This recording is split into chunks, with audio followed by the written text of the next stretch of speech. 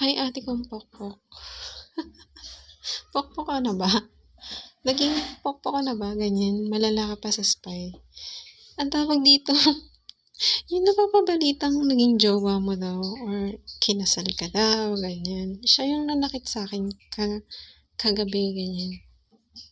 Kagabi siya. Kasi di ba umalis ka? Tapos siya yung pumalit or bumalik ka lang. Kasi hanggang umaga ako eh. Yung pananakit niya sa tenga ko just sa ovaryo ko. Kasi may hinihinala akong nilagay niya dati pa. Tapos nila live stream. Oo, narinig mo ko na nag-uusap kayo, na nagkukwento ako sa ibang tao. Malaaswang ka na pala na pokpok, ganyan.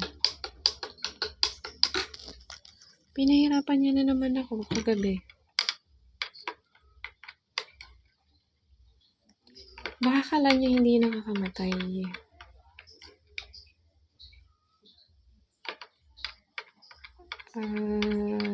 Anong gusto mo daw? Sabi ng mga friend ko, anong gusto daw ng mga tao dyan? Kasi hindi ako tinatantanan.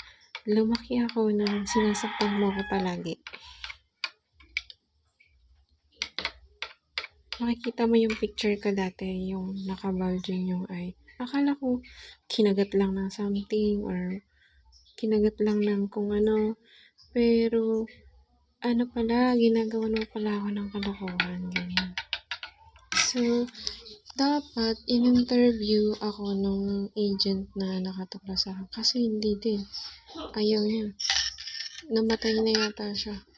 Di ko alam kung nasa na siya. Ganyan. Kasi nung 2023 parang may namatay. Tapos nakakaiyak yung eksena na yun. Sobrang nakakaiyak kasi parang nawalan na ako ng kakante. Wala na. Mamamatay na ako. Ganyan. Pero di pa rin ako nakakagawa ng nire-record mo. Sabi niya.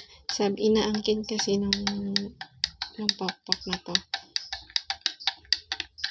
Inaangkin niya. Siya daw. Tapos nire-record daw siya ng manakit. Bakit? Ano yung requirements?